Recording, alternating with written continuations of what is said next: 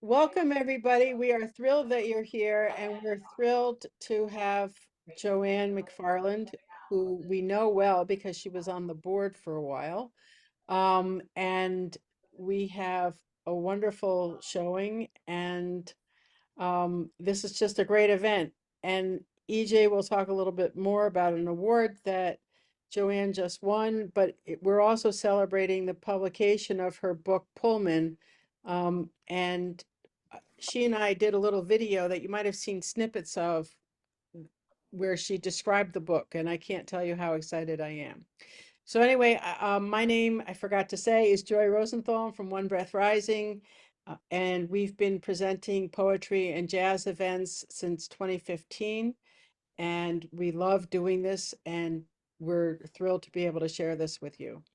So I'll now turn it over to EJ Antonio, and we'll keep going.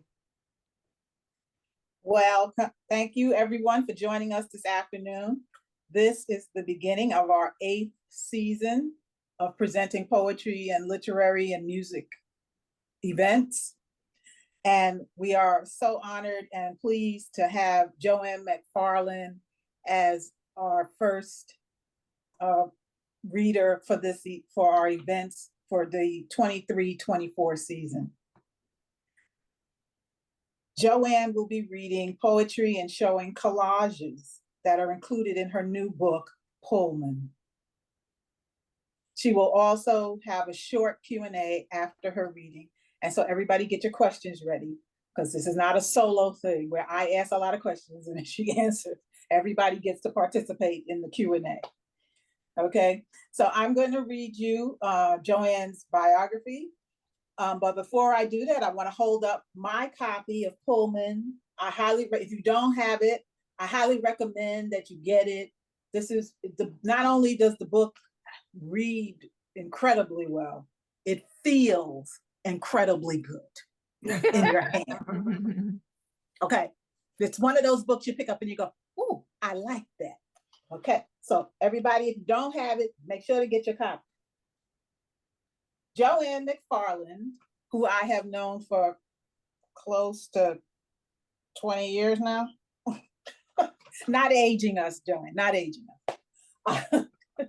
JoAnne McFarland is a multidisciplinary artist and writer, and the artistic director of Artpoetica project space in Gowanus, Brooklyn, which exhibits works that focus on the intersection of language and visual representation. JoAnne has artwork in the permanent collections of the Cooper Hewitt Smithsonian, the Library of Congress, and the Columbus Museum of Art, among many others. Her collection, Pullman, was published by Grid Books in February 2023, and her collection, A Domestic Lookbook, will also be published by Grid Books in February of 2024. Let's give JoAnne an applause for that, because most people do not get back-to-back books, as all of us writers know. Okay, you go ahead, JoAnne. The third part of her trilogy, American Graphic, was just awarded the Connecticut Poetry Society's 2023 award for experimental poetry, and will be published in Connecticut River Review in 2024. So I want everybody to please welcome JoAnne McFarland. Thank you so much. Oh, that was lovely. I'm going to take a deep breath. A deep breath. It is really just so lovely to be here with One Breath Rising at the beginning of the season. Thank you so much for inviting me. And I love being able to see everybody who's here, most everybody who's here. So thank you to this wonderful audience for joining us on this afternoon, which has turned out to be, pretty cool. I mean, it's not boring anymore. So the first thing I would like to do is I would like to really acknowledge and thank the independent presses and the editors who have supported my work, it has made all the difference in the world, in addition to the readers, the audience. It's allowed me to go on. So I want to thank Randall Horton of Willow Books and Nancy White of the WordWorks, and I see Karen Alanier is on the call, and Elizabeth Murphy of Grid Books, who has really invested in this latest work. I really appreciate that investment. Grid Books will be publishing a domestic lookbook in February, and that's the second part of this trilogy. So I'm just going to jump right in to Pullman. I'm going to read two. Pullman is divided into about 6 sections, and I'm going to read 2 of them. Some of them have 2 voices, and Skylar Grant, the voice artist, who is just so superb and wonderful, since he's not here, I will read the sections that I can do on my own. So Pullman began as an animated track, actually, that fulfilled my desire to animate poetry and get words moving. And the small track reminded me of a Pullman porter moving through a train. And that was the catalyst for thinking whether I could develop the Pullman concept into an entire manuscript. And this manuscript is the result of that. And Pathfinder is the track in the book that was the original Pullman. And I was thinking about how this time, which is so fraught, how do we get through this? And I think that community, for me anyway, I seem to rely on community more and more, and collaboration. And the collection is a way of honoring that. And also my faith, which is absolute in the creative process itself. So the first poem, Sleeper, is about the magic that is in creativity and how creativity belongs to all of us.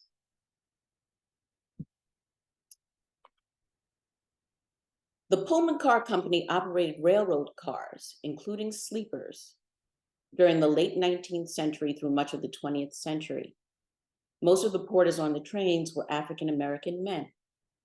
Thousands belonged to the Brotherhood of Sleeping Car Porters, founded and organized by A. Philip Randolph. It became one of the most influential labor unions of the 20th century. Sleeper. Don't break into this poem. Please just let it be. Let it arrange itself without your intervention. And if it be too neat, sit by it and breathe. Breathe as evenly as it breathes. Break into this poem and it will not vanish. It will merely sink.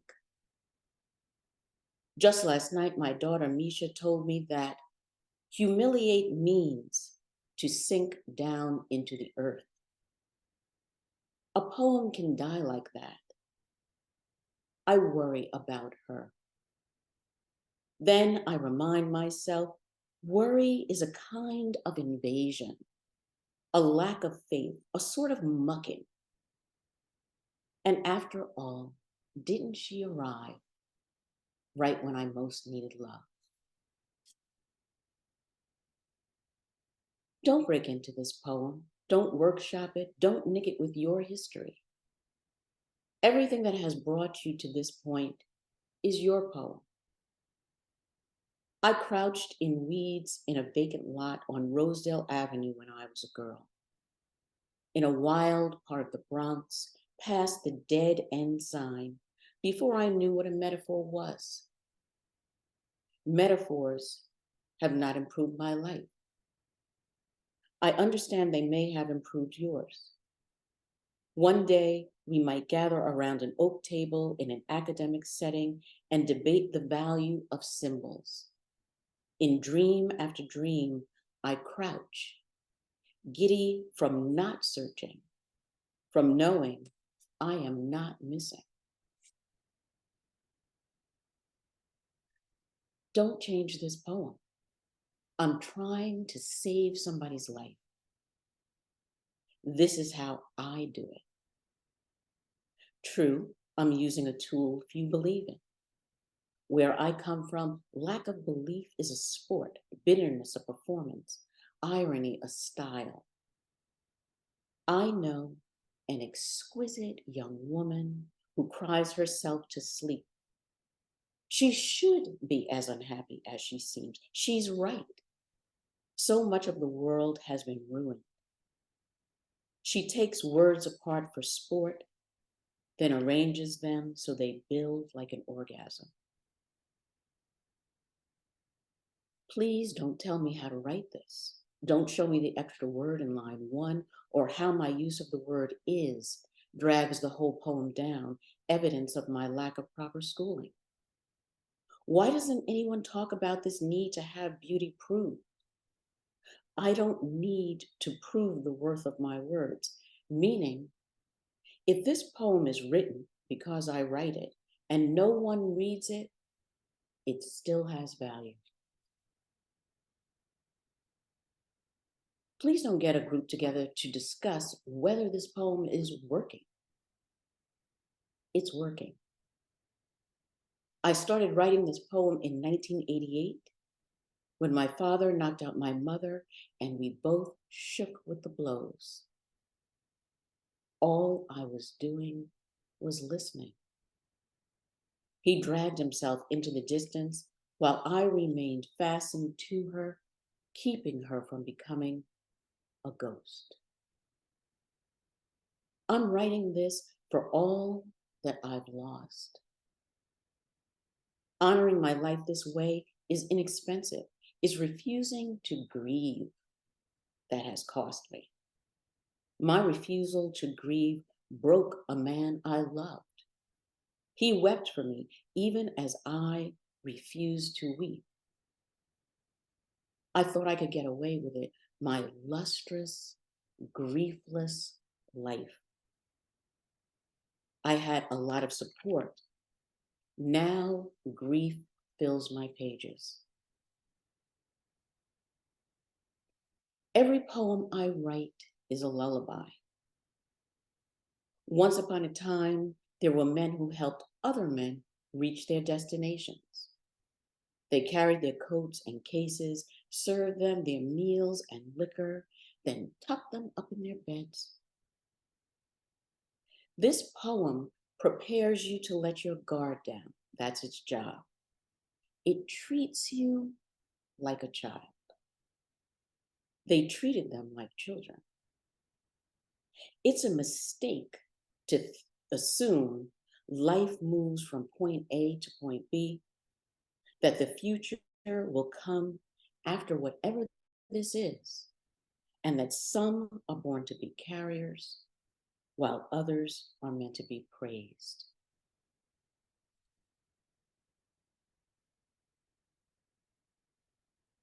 The second poem I'm going to read from Pullman is entitled Labor.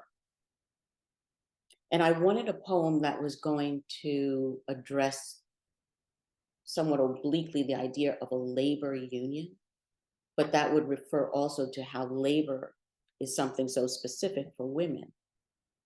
There's labor, the work that women do, but there's also labor, the labor of childbirth. And women's autonomy figures so prominently in all of the work that I do. And I am so intrigued about how women often become trapped by their own desire. How living with abandon and being free, that women are often shamed by that in some way. And so Labor, which is a poem in 4 parts, speaks to that, the situations, the many situations that women find themselves in. And sonically, the poem works as a sort of lullaby by having lines that are roughly the same length. and that mimic the rocking of a train. And in the book, in that section, which is right in the middle, I used actual menus from Pullman car period.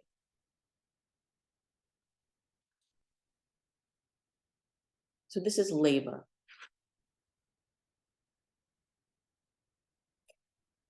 This is the way my life goes.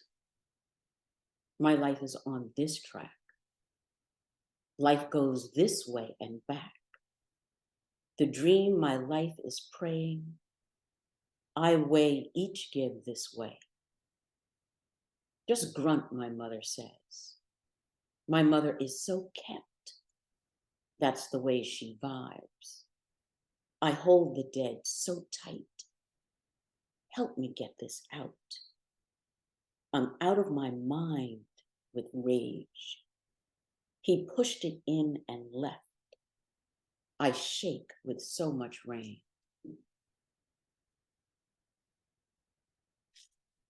My insides are so slick. Something grabs my feet. There is no room for lift.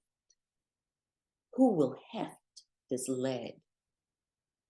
I left my face in the dark. Every move it makes, all night I feel it creep. Every bit of me resists. How fleet I used to seem. Moves I made to flee. So quick a feather.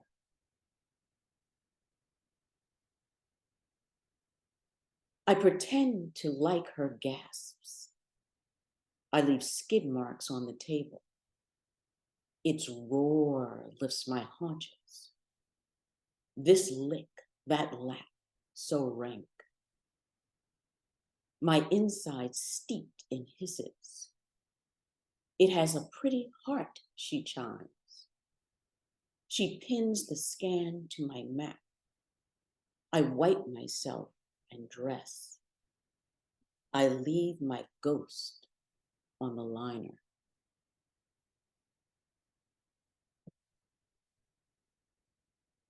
He rode my eagle-eyed lust. He looked like a cloud above me. I lapped his lips as we fucked, crushed against everything I would cede. I crossed all the borders he drew.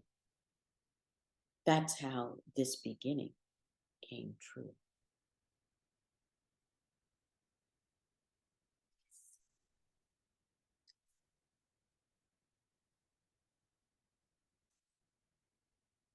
So I also wanted to share some of the work from the second part of the trilogy, a domestic lookbook that is going to be published by Grid Books in February. And again, the collection has to do with experimenting with different poetic forms and seeing just what's possible. So what I'd like to say before I start reading those is that in all the work that I do, and in my entire practice, the way I live my life, I think of creativity and violence as opposites. That every violent act I can think of relies or is embedded in a system, a value system that already exists and seeks to control on some level. And creativity is the opposite of that. And so that has helped me during this period because I recognize wherever there is a lot of one, there will be the potential for a lot of the other.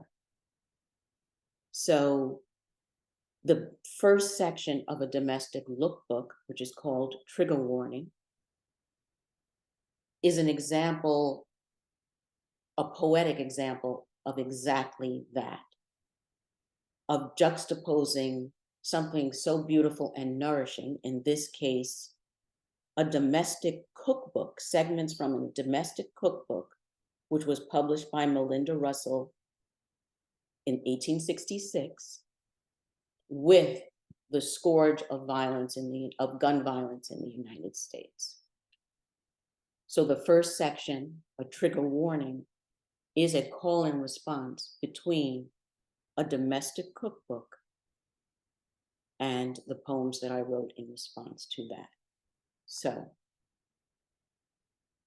trigger warning. I will read there are about 8 back and forths, and I will read the first 4. So thank you for continuing to listen. Trigger warning.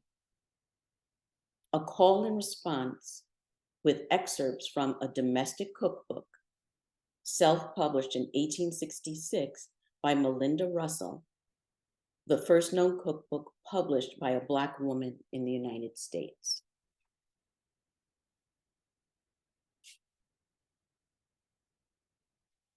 Melinda Vaughn, fashionable laundress, would respectfully inform the ladies and gentlemen of Abingdon that she is prepared to wash and iron every description of clothing in the neatest and most satisfactory manner.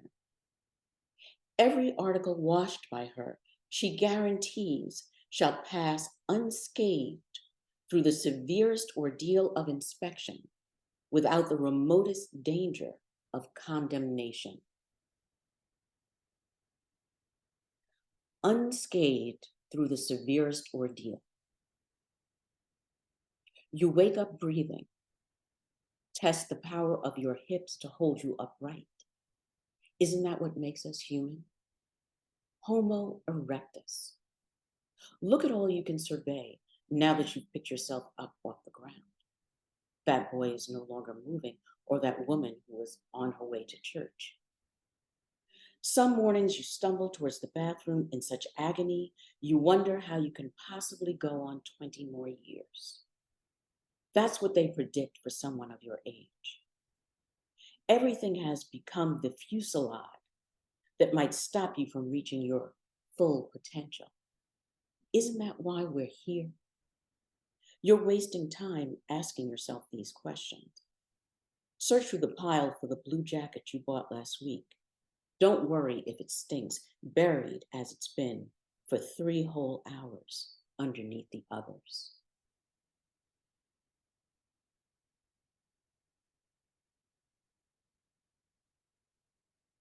Hearing that Michigan was the garden of the West, I resolved to make that my home, at least for the present, until peace is restored, when I think of returning to Greenville, Tennessee, to try and recover at least part of my property.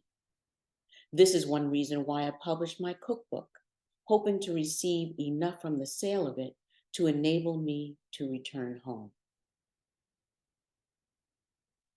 When I think, back in the day, whites only slowed the beat down, like smoke does bees, bees that are dying.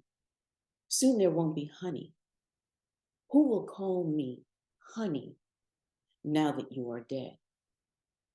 You told me once how your mother pretended to be white to buy you milk. She shook as she entered the general store.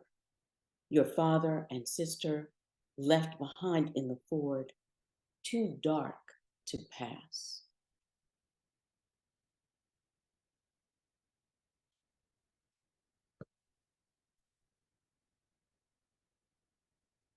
Being compelled to leave the South on account of my Union principles in the time of the rebellion, and having been robbed of all my hard-earned wages, which I had saved, and as I am now advanced in years, with no other means of support than my own labor, I have put out this book with the intention of benefiting the public as well as myself.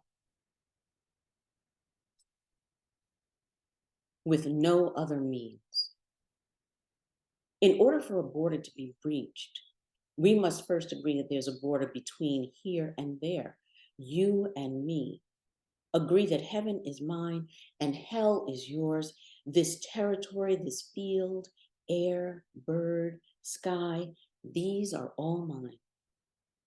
In order for my flesh to be breached, we must agree that by some magic, Your body ends, and with it, the threat of my violation. For your body to be worth reaching, I may need to, at long last, learn how to swim. Swimming may feel like flying, as the border between me and your old new world collapses. As salt water bathes my throat, I may come to love both you and death.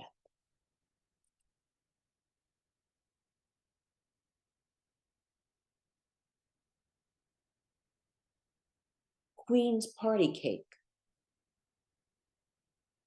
1 quart sour cream, 6 pounds sugar, 6 pounds butter, 5 pounds raisins, 5 pounds currants, 1 1/2 pounds figs, 1 ounce cloves, 1 ounce cinnamon, 1 1/2 nutmeg, extract of lemon or vanilla, whites of 18 eggs, yolks of 10 eggs, 1 teaspoonful soda, 2 teaspoons cream tartar, flour to stir quite stiff. Whites of their eyes are not visible in these photos. Were it not for all the blood, this poem could travel back in time and find the other missing colors when the first photographs were taken. Invention, like destruction, requires rage. It is not optional. It's just a matter of direction. Both capture the gore these hostages produced while not debating the proper subject matter for art.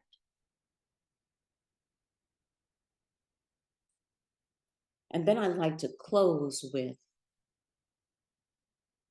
something uplifting. The last section of the book, A Domestic Lookbook, is entitled Unruining, and is a reinforcement of my belief in the power of creativity.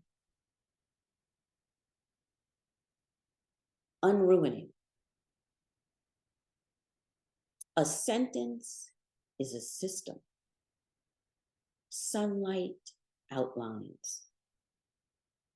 There is so much lightning in the body. A cloud is a bribe, sometimes a fault. In this world, everything rots. When I clap, I can't stop. My lust for prisms, each hue a song. So thanks again to everyone for listening. Wonderful, JoAnne. Wow. Wonderful. Wonderful. Thank you. The link, by the way, I should say that the link for American Graphic, which is the 3rd part in the trilogy, I know that it's almost live on the Poetry Society's website, Connecticut Poetry Society, but it's not quite there yet. So do please, if you're interested in hearing more, check back, because, or I'll send it out.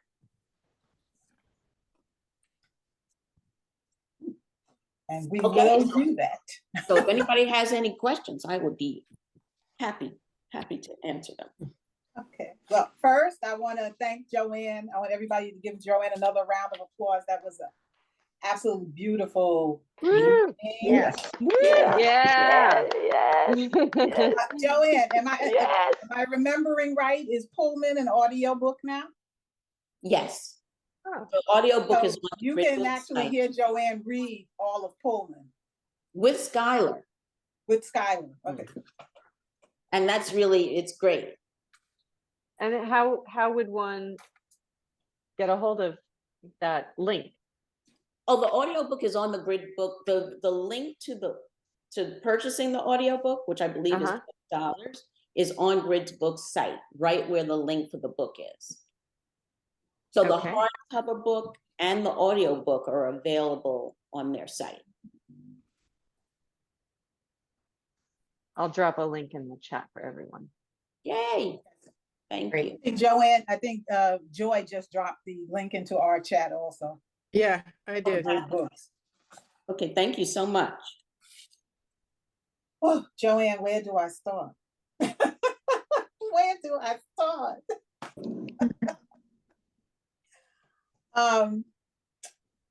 Let's talk about this animated track that was the germination for Pullman. Mhm. How did you create an actual animation of a part of the Yes. poems? So for all of these collections, actually, there's an animated version. Ah, Oh, as a matter of fact, okay. Do please check out American Graphic, because it is the animated version that is going to be published. Okay, because that was the award for the experimental poetry, right? That's what it was for. oh, And so what they're going to put up, I hope, I tried to check the link before we did this, but I do believe it's going to be with the animation. So if you see that, it's each collection has different parts that are animated. But that's a good example of what I'm talking about. okay. But the whole thing started with using InDesign as a tool to get text to move. Oh, wow. And that's what I've been using. I use InDesign to design books. But for those of you who have InDesign, these programs are so incredibly powerful, the entire Adobe suite. And InDesign has an animation panel. And I'm certain that I've only scratched the surface of what can be done with this. It's really, really great. And I would, be happy if anybody else is interested in knowing more about it, of, talking about it. Wow.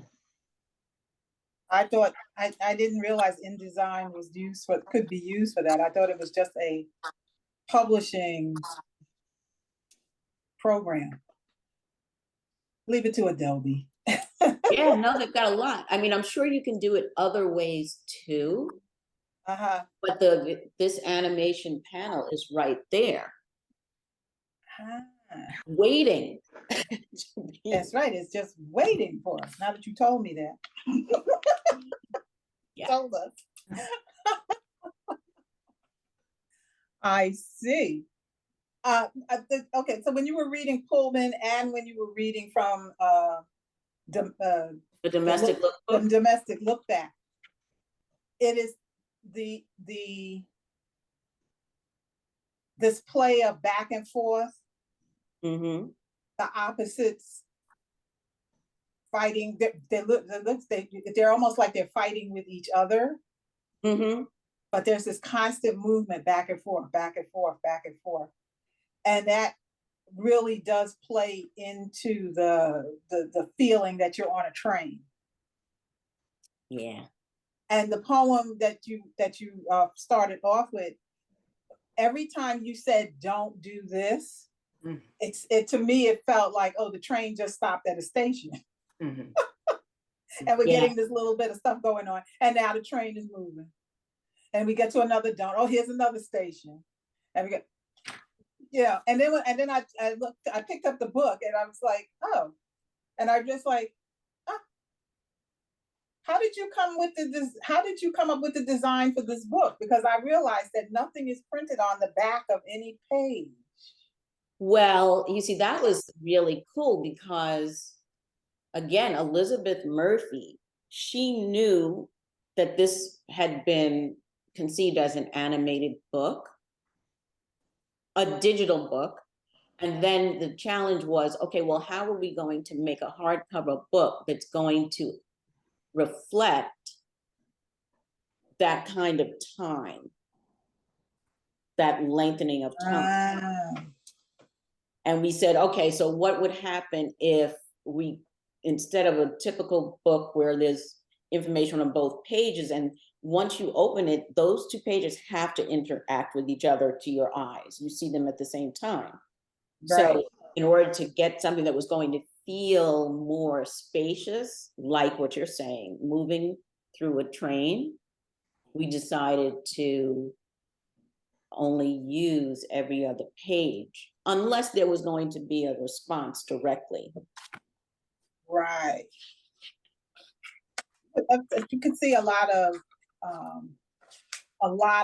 thought went into not only the words and the poems themselves, but to the visual part of this, which is the book or the animation of it. And your keen eye for the visual really, I feel that it was used to its best advantage with this book. Oh, well, thank you. Well, this is the first time we've had, like, the dress collages are included. Right. And they were in the animated book. But I had never combined my work that way myself. And again, you know, going back to what I originally said, Elizabeth Murphy has been so open to however I've preserving what I've conceived as best they can in terms of the audiobook and the hard copy, which are very different from each other. You know, the audiobook, you would almost, that's a completely different collection because it's like, wow, okay. So having a chance with a project like this for it to be so expansive has been a real gift.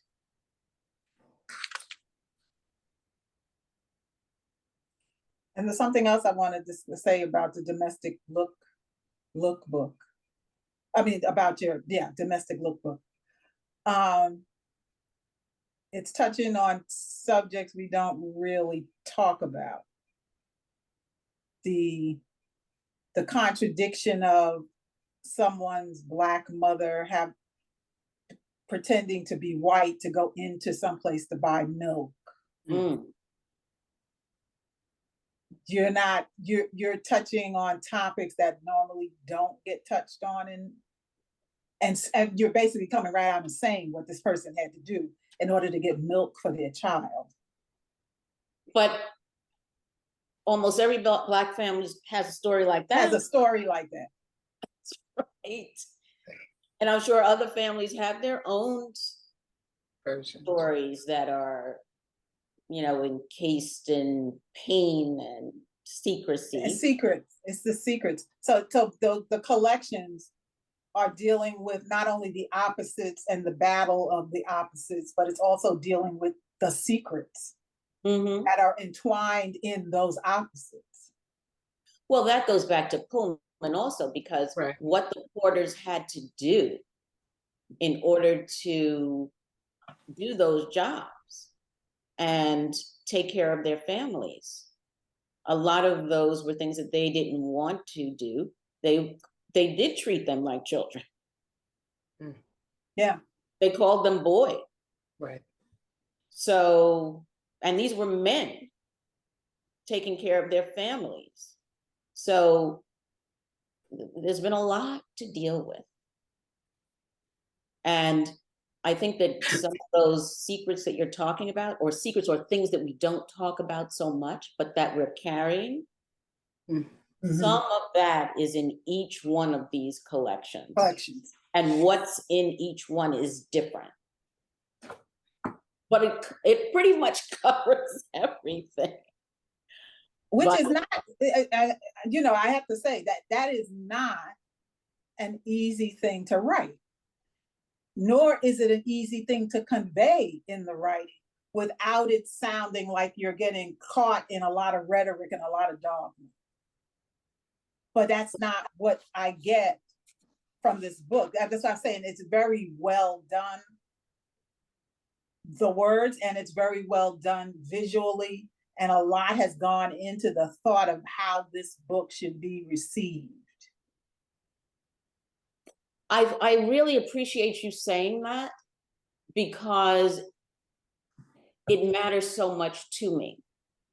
The main thing that I'm saying is that we cannot look away from the terrible, violent things that are happening or have happened. However, I have found, and I hope others will find, that creativity, collaboration, community, sharing, not figuring out how to live as vividly and joyously as we can, that's the way we get through it. And I think that that's a practice. So that's what my practice is. My practice is doing a little bit of that every day. Not a lot, because it takes too much energy. Right. A little.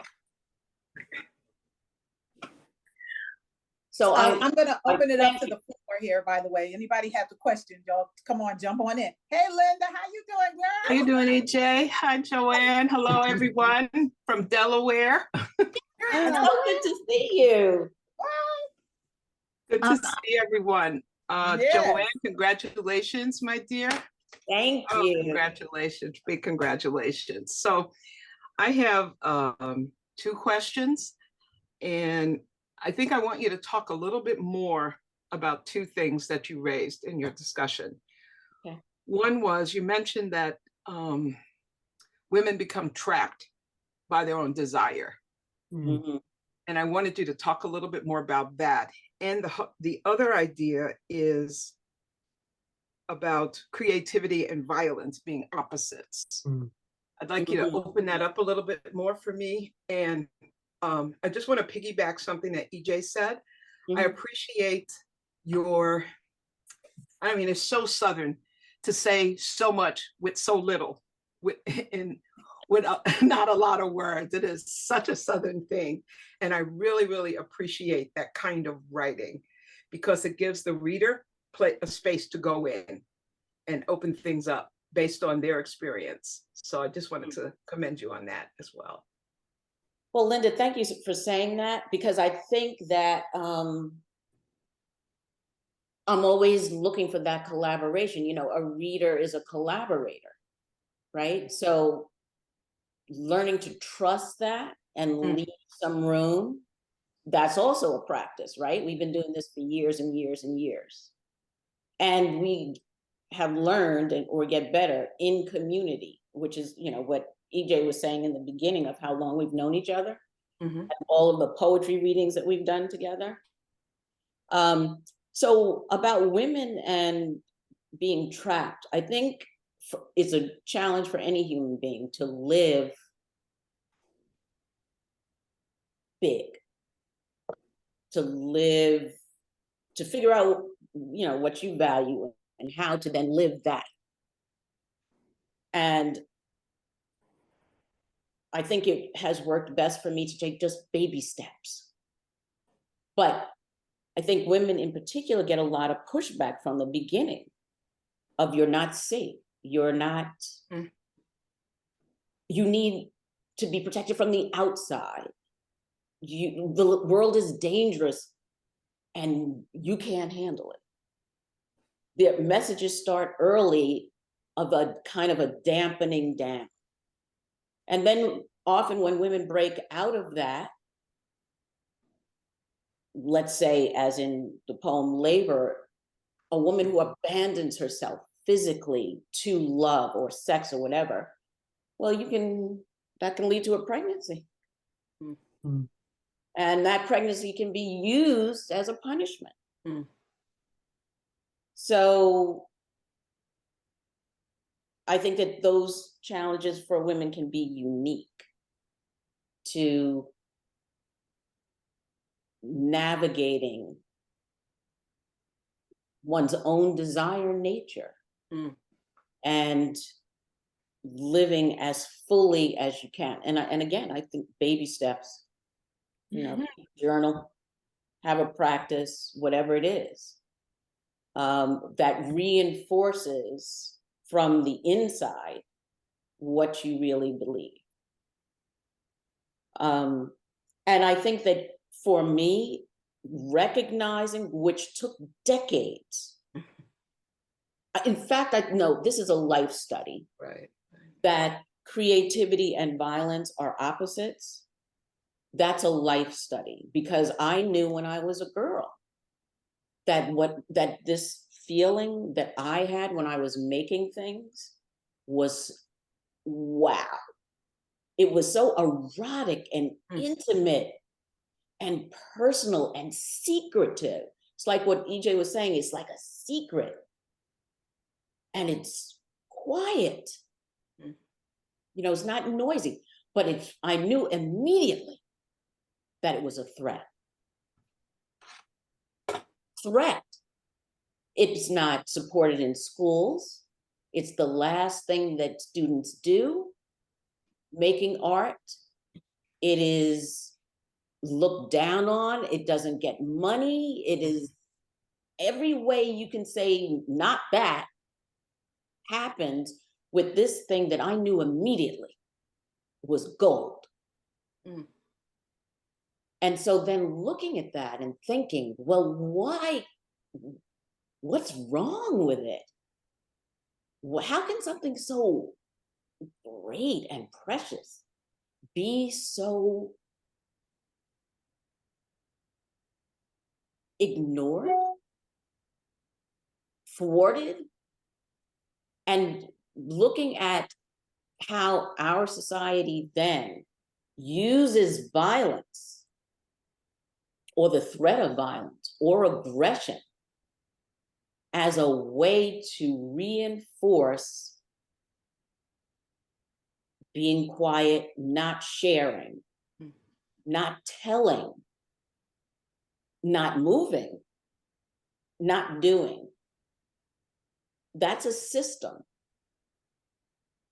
And so, you know, I can see even, you know, when extraordinarily violent things happen to us and we feel immobilized, that's part of how violence works. That's the nature of it. That immobilization, that creativity is the opposite of that. So I need to move.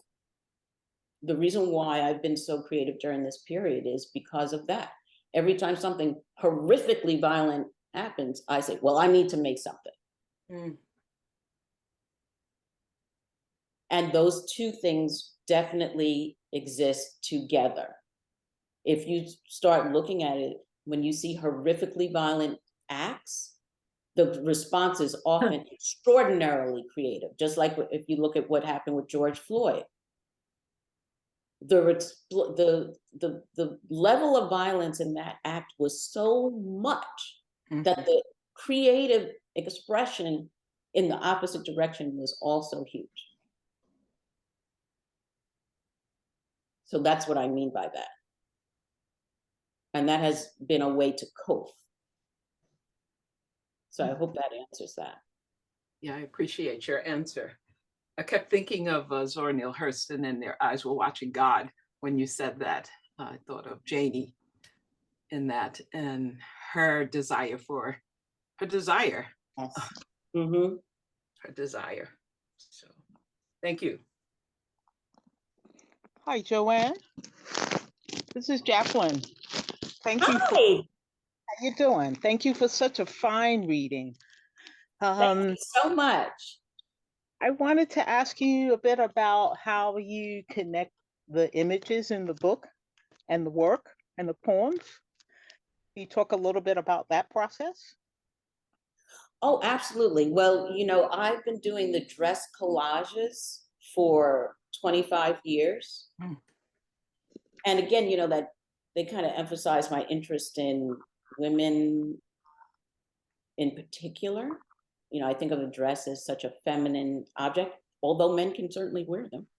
Okay, so, but it's an object that's infused with female energy, and I love that. And it's been so incredibly flexible over 25 years. And they have all these political statements in them. And so I love doing them. And I just thought on a whim of combining that with the poetry. So it really was a whim to see if it would work. And then it just kind of felt right. And then I could carry that through the 3 collections to see as almost kind of like a delightful through line. And so I love the idea of adding color that way. You know, I'm so visually attuned, but then also having the text be an artistic element, not simply type. And then, you know, work those 2 together. So that's where we are right now. Thank you. Sure. And I hope that you'll check out the one that's online, because that also does some really interesting things with color and text and the marriage of the 2. It's interesting that you talk about the dress collages, the images of the dress collages, because in actuality, it is showing the power of the feminine, of the women, throughout that whole trilogy. But it's like that behind the scenes power, because I know for a fact, because the Pullman porters, yes, they were suffering and they were working hard and they were doing whatever, but they were sending that money home, and their wives were the ones helping to get them schools built and get those neighborhoods kept together, and the churches going while their men were away. So it's always this power of the feminine behind the masculine. Yes. And in some ways, the power of the feminine is more powerful than the masculine. And that's why they don't want us to be artists or anything like that, because then we're not controllable. Well, you know, in Pullman in particular, I wanted to have this really great balance of female and male energy. That's why in the last section, the dresses are acting, yes, there's almost like a train through that historical line of Black achievement. Right. And as almost like a kind of iron, like a train. And how the Pullman porters and, yes, their families all work together. So those were some of the jobs that men could get. And so, yes, that's how this family survived. JoAnne, I wanted to commend you on a beautiful reading, because the reading, in a way, as you started it, seemed almost like a workshop, that we were all learning things from what you were saying, and that you had so many lines that were quotable. And there was one line in particular that I thought maybe you could talk a little bit more about. That is, lack of belief is a sport. Because I know there must be something more to what you're saying, that line. Oh, I love that. Well, I think that, yeah, you could probably tell from just the discussion that we're having that I am intentionally not casual about anything. Which can be really exhausting, but I'm not. I am purposely not casual. And that's what I mean by that, is that I think that within our culture, there's a way in which we are encouraged to pretend that nothing matters. And that we're not hurt. And that didn't happen. And I think that is a shame. And not true. And not true. So I that's how I feel about a lot of what I see around me. People pretending, even in their body language or their posture, or the way people interact with each other, as if nothing is valuable. And I reject that. Well, I'm glad you're holding up this banner for everybody. I mean, that's quite a burden, you know. But somebody has to lead the way. I appreciate what you're doing. Well, thank you. But you understand what I said. Does that make sense? Yes.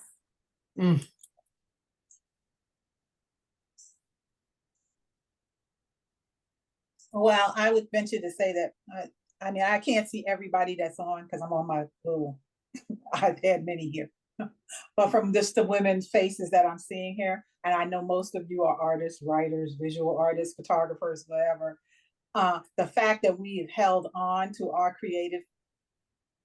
creative self through all the decades of our life is a testament to the strength of, you know, because if you don't hold on to it, I used to study, I never made a quilt, but I used to love to look at the artistic quilts that were being made by different women all over the country. Mm-hmm. And there's a quilter by the name of Linda Crow. And she made a quilt, and it was at the one of the museums here in New York. And it was such a beautiful quilt. And they had a little interview with her, and she made the observation that the women who allowed themselves to be suppressed in their creativity, that most of those women ended up on the psychiatrist couches because they had nervous breakdowns. And they never got their self back after it happened. So the fact that the women on this, who are part of this event today, that we have held on to our creativity throughout all of it, says a lot about the fortitude of women, the power of women. I agree with you, EJ. And I would like to say I think the best thing that I've done for myself as a creative person is to do one thing every day, but it can be tiny, tiny, tiny, tiny. So rather than try to do too much and risk, losing that drive, feeling is too much. I just can't do it. I don't have the time like that to just do it regularly and just make it small. Hi, JoAnne. This is Enzi. Thank you so much for this reading. I'm very appreciative of being here. Thank you, Jackie and Warm Rising. You kind of were speaking to it just now, but I wanted to know if you could talk a little bit about your practice as a writer, or just kind of just essentially how do you get into the work, and kind of how do you keep it going, so to speak? Okay, thank you so much for that question. What I do is I rely really, really, really heavily on the fact that the creative process is not going to let me down. It just isn't. Okay. That I'm going to do something every day, tiny, and I'm looking for that feeling of play. That's what I want. It's not the thing that I make. It's that juice. It's the feeling of, oh, that was so fun. Oh, I love doing that. Oh, look what happened there. And it's a kind of intimacy that is very explosive. It's explosive. And so that's always where I start. I just want to see what magical thing can happen if I combine X and Y, if I take this word and move it over there, without feeling that I have to produce anything. I'm not looking, this is what I mean about, about getting the text, the type to move. Adobe has done all the work. They created the app. All I have to do is figure out what to do with it. And that's like this absolutely mind-blowing sense of play. That's all I'm looking for. The fact that I end up with these things that I can share is great. I love that, but that's not why I'm doing it. And this feeling that I'm talking about, that I've had since I was a kid, I can't live without that. So knowing that I can't live without that, I protect that at all costs. So that's what I do. That is the practice. The practice is, it is really violent all around me. Nobody wants me to do this. Nobody wants me to be this free. How am I going to preserve that space? And I do everything. And this is what I mean about not being casual. I do everything to protect that space. And people who know me well know that I mean exactly that. So I think it's just to show up and do one small thing. Just do it. And I always, when I do it, I tell myself, that was the thing I did today. I say. I don't let it just go by. That's my platform. But that platform can be very, very strong. So that's what I recommend. I really recommend that. Thank you. Sure. Hey, JoAnne, it's Rebecca. Hi. So wonderful, wonderful to hear you read and talk. I have a question, which it may be a small question or it may be a big question. How is your process in creating the dress collages, how it relates to the process of writing poems? Oh, that's really interesting. I never thought of it like that. But I think it's the same. I actually think it's the same because, putting words next to each other is the same as putting the pieces next to each other. It's really not that different. I mean, they look different on the surface, but it's just combining things that look like they belong together or that have a kind of vibration or energy together. So I think that not thinking of them as different has been good for me. Yeah, I see that. That's very cool. Thank you. Sure. I think we have time for one more question. Anybody?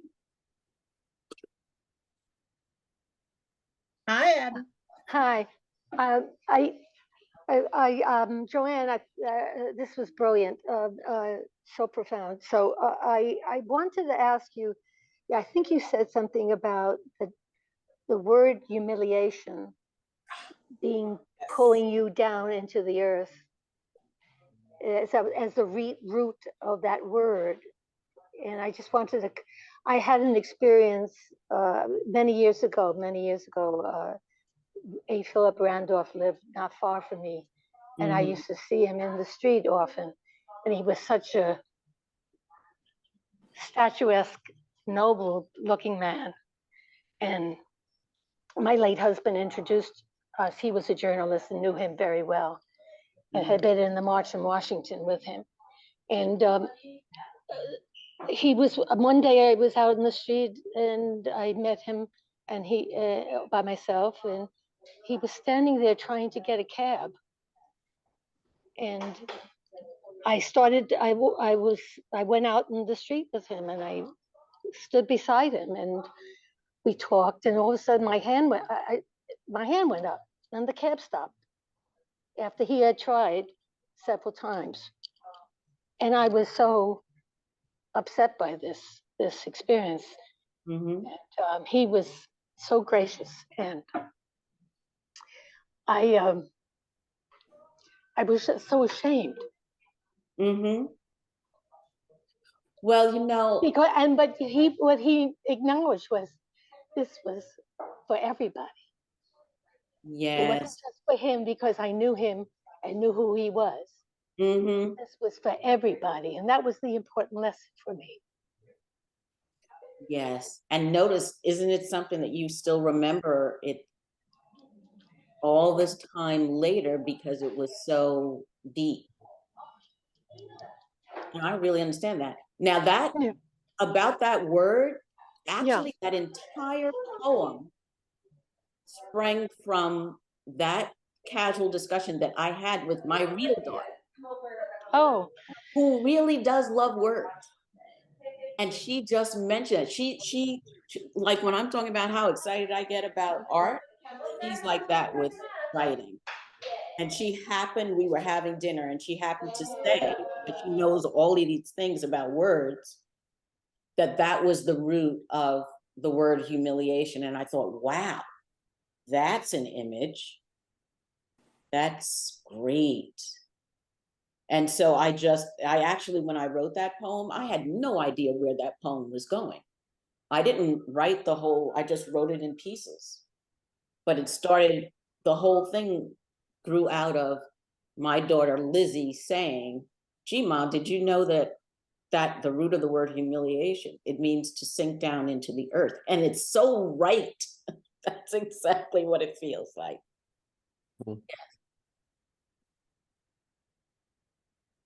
Well, any more questions? No? Well, I want to thank JoAnne again for, this was a really, really wonderful afternoon. And we were so blessed to have you today. The sun came out for a reason. Well, thank you so much. It's such an honor to be able to talk this deeply about these things that matter to us. So thanks again to everyone, to One Breath Rising, but also to everyone for being part of this. I appreciate it. Thank you. I want to thank everyone for spending their part of their afternoon with us. I want everyone who's in the city or will be in the city on Sunday, October 1st, if you can make it. We are presenting the Maconda Project again this year.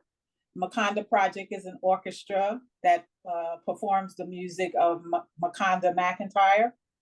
And we had a wonderful concert with them last season this time, and we're presenting them again this year. So if you could come out to that, we're going to be in Park Slope at the All Saints Church on Sunday, October 1st, and the concert will be starting at 4:30. And in November, we are having an anthology reading.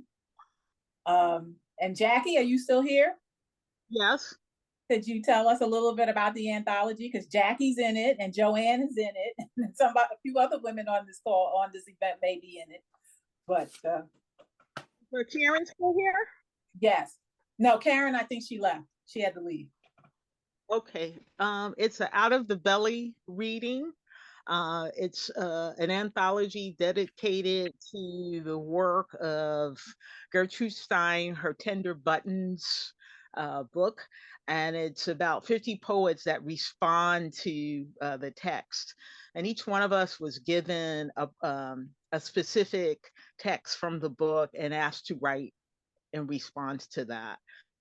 And I had a fabulous time working on it, researching her, learning more about her life.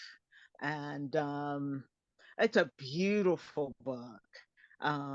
It's one of it's really graphically beautiful and the work is great. So I encourage you to come out and join us on Yes. November 14th. Is that November 12th? I think it is. The second Sunday in November, we will have our reading of From the Belly. So please join us. It's a Zoom event, so you don't have to travel anywhere to join in on the event. I think it's going to be wonderful. And I would like to thank our sponsors. We get sponsorship from the Brooklyn Arts Council, Poets and Writers, Park Slope Civic Council, the 440 Gallery, the Garner Glazer Foundation, and our individual donors and you, our audience. And we also have been getting, we got grants from Brooklyn Arts Council and other places to do specialized events like the Makonda Project. So we want to, and that is part of a series that we called Brooklyn Many Voices, One Breath 2023. So we have some we will have some special events, and those will be in person during this season. So thank you again for coming out and helping us, you know, honor JoAnne and her work, because her work is such a blessing to people. Okay, and I'm going to turn it back over to Joy, who's on mute. Unmute yourself, Joy. It's all good. I don't have anything else to say. Everybody did it all. Buy JoAnne's books. And congratulations again, JoAnne. And thank you all for coming and making this such a lively and lovely afternoon. So thank you, everybody.